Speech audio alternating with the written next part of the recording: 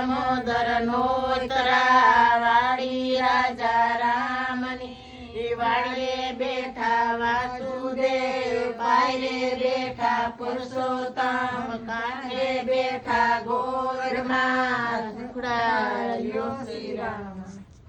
જાંબુડું જાંબુડું કેરીને કોઠી બડું રાય દામોદર નોતરા વાડી રાજા રામની વાડીએ બેઠા વાસુદેવ પાયરે બેઠા પુરુષોત્તમ વિષ્ણુને બેઠા ગોરમાં વિચાર્યો શ્રી રામ પુરુષોત્તમ રહી ગયા